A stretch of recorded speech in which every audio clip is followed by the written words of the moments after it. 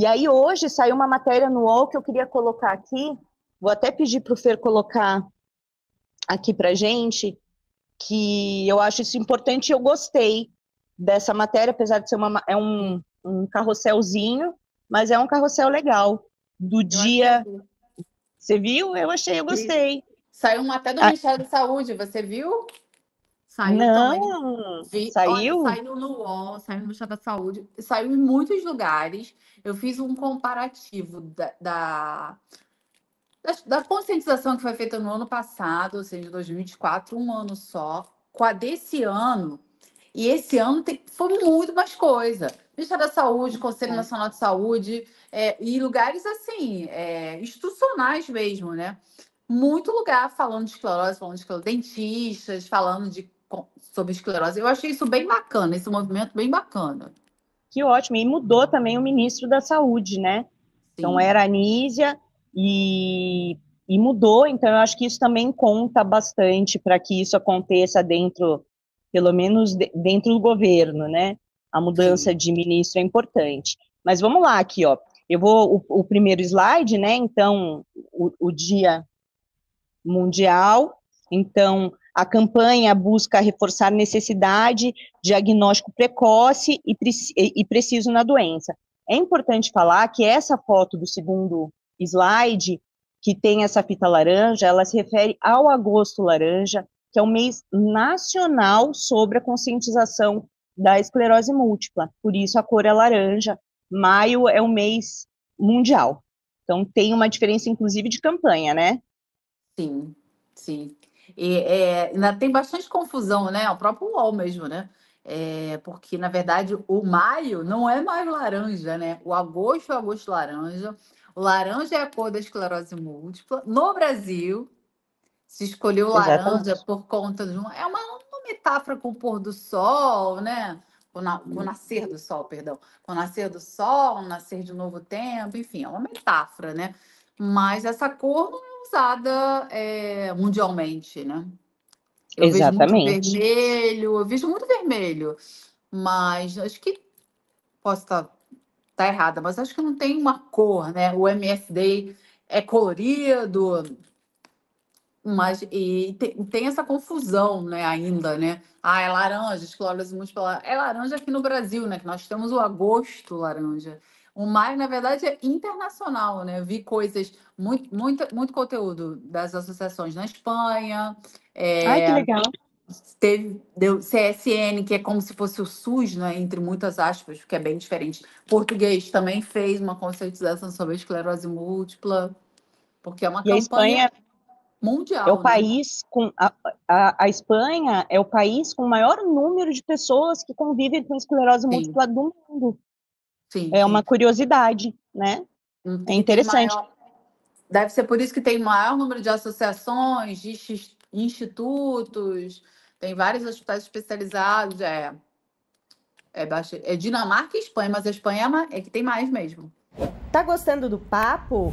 Então se inscreve no canal, ativa o sininho para não perder nada e se puder, ajuda a gente fazendo um Pix. Muito obrigada! Que tem mais, que legal, né? Então, ó, a doença afeta o cérebro e a medula espinhal e é um transtorno neurológico, crônico e autoimune. Então, é o sistema nervoso central, né? Cérebro e medula. Ah, o Fernando está pedindo para a gente explicar aqui o que é autoimune. Quer explicar, Maica, o que é autoimune? Autoimune toda doença autoimune, todo mundo tem sistema imunológico. E esse sistema imunológico é responsável por defender o nosso corpo de agressões. Desde agressões simples, até um resfriado, até agressões mais complexas, como um câncer, por exemplo. Toda doença autoimune é quando acontece alguma coisa no nosso sistema imunológico que ele começa a se atacar.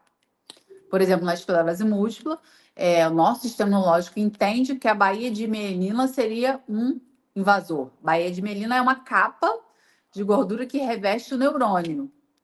Aí ele começa a Como se fosse atacar um aquela capa. fio, a capa de um Como se fio, fosse né? como se a carga, imagina uma caneta Bic, né? Não tem nenhuma aqui agora à mão. Mas é como se o neurônio fosse a carga da caneta e a baía de mielina fosse aquela capinha de plástico. Então a capinha está ali responsável por proteger o neurônio. Aí a esclerose ataca essa capinha, ataca, até que ela Tá dando pra ver? quebra e danifica o neurônio. Então, ela é autoimune por quê? Por isso que qualquer doença autoimune não é transmissível, nunca é passível de ser transmitida. Pelo amor Pelo de Deus. ar, enfim, pelo ar, como um resfriado. Porque é uma coisa minha, o meu corpo entende que a Baía de Melina é um inimigo e começa a atacar. A gente tem o lúpus que ataca outras áreas, tem muitas doenças, tem toda uma série aí de doenças autoimunes que todas são iguais no sentido de que é isso, o corpo entende como se um órgão seja o invasor e se ataca. A definição do autoimune seria isso, né? E na esclerose múltipla, então, principalmente na remitente recorrente, né, é como se inflamasse e desinflamasse. Então, tá inflamado, você usa os corticoides, né, você faz a pulsoterapia e desinflama. E se você não usar, ele também desinflama. Só que aí pode deixar mais sequelas, que foi o que aconteceu com a Maica, foi o que aconteceu comigo, que não tratou, desinflamou de forma tardia e a gente teve sequelas. Então, isso pode acontecer também. Então, vamos lá. A maioria das pessoas é diagnosticada entre 20 e 40 anos de idade, é uma verdade, essa é a idade média mesmo, e ocorre de 2 a 3 vezes mais em pacientes mulheres do que em homens, o que também é verdade. Lembrando que a maioria das pessoas são caucasianas, né? É uma doença que acontece mais, é mais raro nas outras etnias e tem essa, como é o nome? Etimologia? Não, etimologia da palavra. Etnografia. Etnografia, obrigada. Tem isso também, né? Não estou falando bobagem. Não. Mas assim, essa é uma crítica minha, porque eu acho que isso necessita de mais pesquisas. E, por exemplo, a gente acabou de falar aqui. A Espanha é um país que tem o maior número de pessoas diagnosticadas com esclerose múltipla. Mas se a gente fizer um comparativo dos países europeus, por exemplo, na Espanha, Dinamarca, tem muitos. Mas tem muitos porque tem, ou tem muitos porque países, por exemplo, no continente africano, as pessoas não conseguem seguir toda aquela linha de diagnóstico da ressonância, que não tem acesso. Então, será que esses países europeus têm mais pessoas com esclerose múltipla porque tem? Ou será que eles têm mais pessoas diagnosticadas com esclerose múltipla? Essa é uma questão que eu sempre me coloco. É a mesma coisa da etnografia. Porque não tem uma explicação científica para isso. É uma questão. Para o maior número de pessoas ser mulheres, tem várias pesquisas que indicam aí uma predisposição por conta dos hormônios. Ok. Mas pela questão da raça, cor, não tem. Então, eu sempre me coloco essa dúvida. Será que é mesmo ou é subnotificado? Se a gente pega ali países do continente africano, quase não tem. Mas quase não tem. Será? Por quê? Porque eles não têm acesso? Ou será que não tem? Entendeu? Eu sempre me coloco essa questão. Porque os maiores centros de pesquisa estão na Dinamarca, estão na Espanha. São países ricos, né? Que têm acesso. A própria medicação que, se a gente fizer um comparativo do PCDT, falando aí no âmbito do SUS, né? Do PCDT, que é o Protocolo Clínico de Diretrizes Terapêuticas. É isso que a Lilian falou. A questão dos medicamentos que tem no SUS, que estão disponíveis, os exames que se faz para fechar um diagnóstico. O PCDT da esclerose múltipla dentro do SUS é o melhor PCDT da doença rara. A gente tem 10 medicamentos de alta eficácia. Mas por quê? Porque a esclerose múltipla é tipo a princesa da neurologia. Se a gente compara a esclerose múltipla com Sorgen, com Duchenne, com a própria NMO, que não tem nem medicação disponível. As medicações de NMO chegaram no Brasil tem 3 anos. Ataxia, né? Ataxia, eu tenho amigas com ataxia. Não tem nada. Mas por quê? Nada. Porque esses países europeus ricos investem pesado Pesado e muitas pesquisas, muitas. Se a gente vê a quantidade de pesquisas científicas que tem para a esclerose e compara com outras doenças raras, é muito menor. Por isso que a gente tem tanta medicação. É foda, né? bom? Claro que é bom. Mas se a gente pensar, não é uma reclamação, acho ótimo. Queremos ter mais medicações no SUS, não é isso. Mas a É gente lógico. também se colocar o tempo inteiro isso. Será que isso é uma verdade? Será que pessoas negras não têm tanta esclerose múltipla ou são subnotificadas? Será que na Mas, África não tem realmente ou se investe menos? Né? mas eu já ouvi dizer, e posso estar completamente enganada, se eu não me engano, foi até a Rara que me falou, a Aline, a esclerosada Rara, beijo Aline, eu adoro ela, Também adoro. que a NMO é mais comum em pessoas negras. Sim, sim, sim.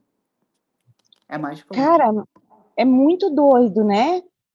Mas E aí a não gente tem uma volta de explicação. novo, Lília. Olha como é que a gente volta de novo. A O Fernando aqui, NMO, ele tá certíssimo. O que é NMO? É neuromielite óptica. Ele tá aqui. O que é NMO? O que é NMO? É a prima irmã da esclerose múltipla. Elas por são muitos primas. anos, inclusive, a NMO não tinha nem CID. O CID da NMO era o mesmo da esclerose múltipla, o G35.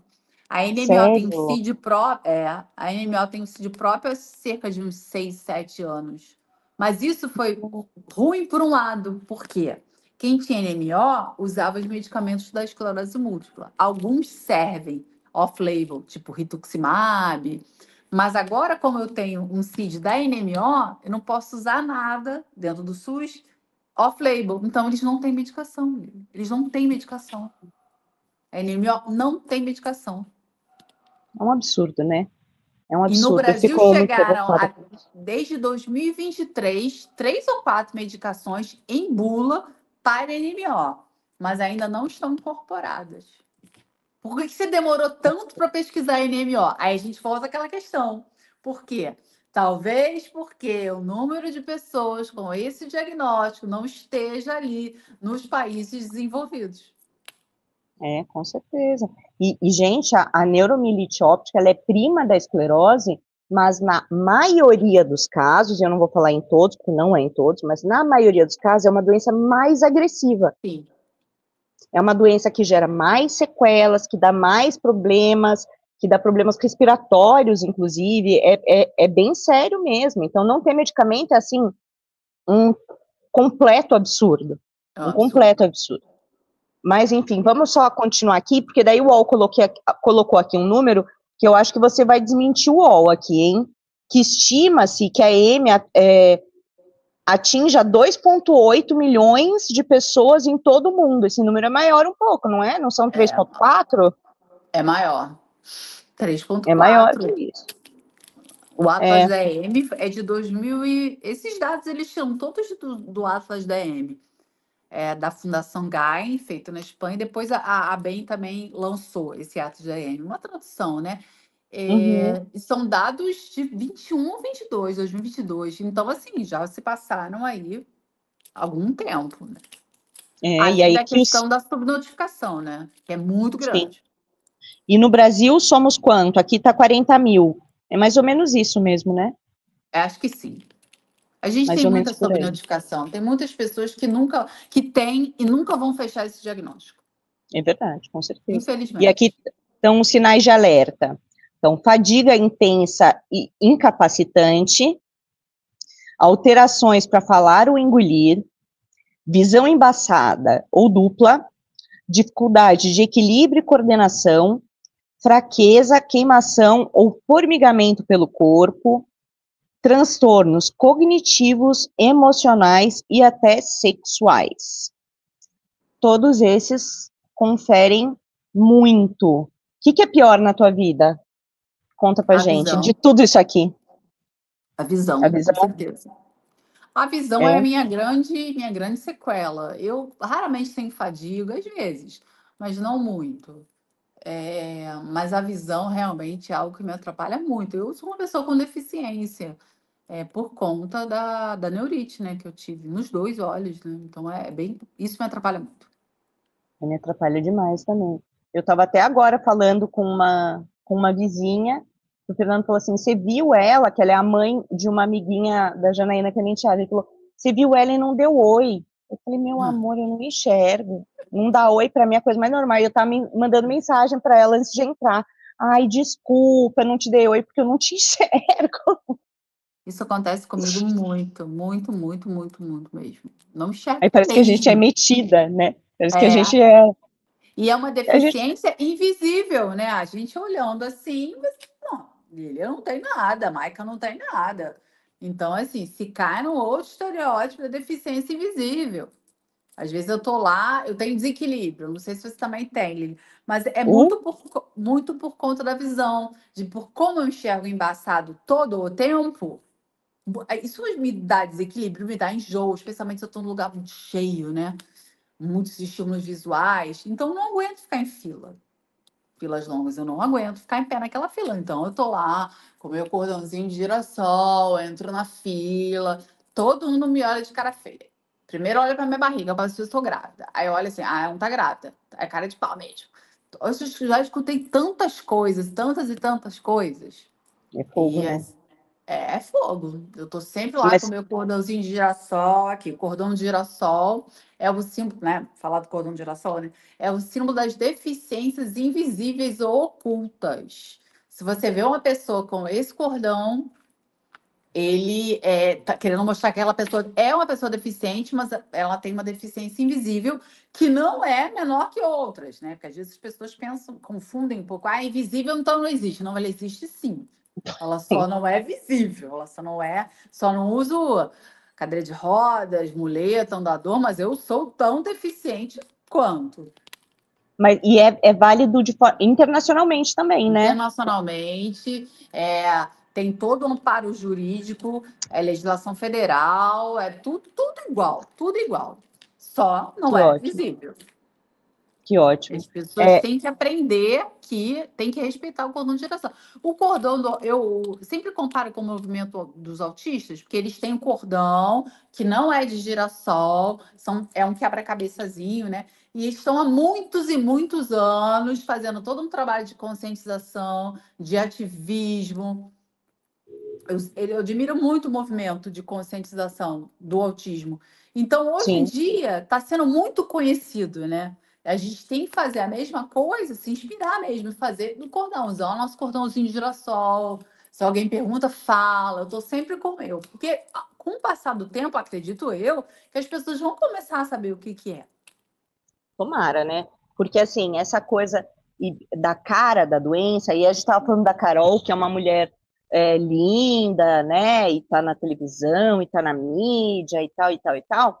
Mas ela não tem, aparentemente, uma sequela visível, tá, gente? Eu não vou falar que ela não tem sequela, porque eu não sei. Mas, aparentemente, ela não tem uma sequela. Mas, por exemplo, eu tenho deficiência motora. Então, eu ando com a ajuda de uma bengala, mas às vezes a bengala não é suficiente para mim, eu tenho que usar uma cadeira de roda ou uma scooter, eu tenho que dar meu jeito para ir no mercado, eu tenho que dar meu jeito, porque eu realmente tenho essa deficiência motora nos membros inferiores. E aí, quando a pessoa estiver andando, eu não aguento mais isso, Carol. É Carol, olha, eu tô com a Carol na cabeça, mas eu não aguento mais isso. As pessoas olham para mim e falam assim, machucou o pezinho?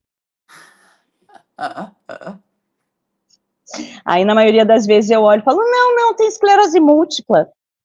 Que é para dar uma... Porque não é gente conhecida. Se uma pessoa que gosta de mim, que me conhece, faz tempo que não me vê, né? Tudo bem. Mas é gente do nada, cara. Gente do além. Que me viu uma vez na vida.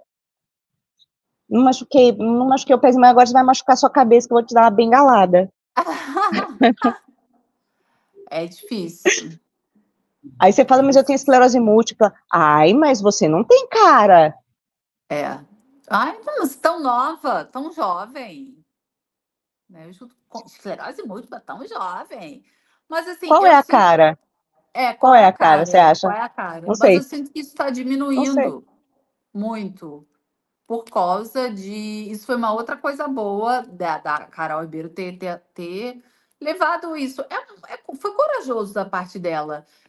Porque é uma pessoa que está na mídia, de ter ido ali, né, mostrando, olha, eu tenho uma doença, assim, eu achei bacana. Eu não gostei, como você falou, do jeito que foi conduzida a matéria, mas isso não é culpa dela. Mas Não, eu não é achei culpa dela, bacana de ela ter forma alguma. levado a público. Ela poderia não ter levado.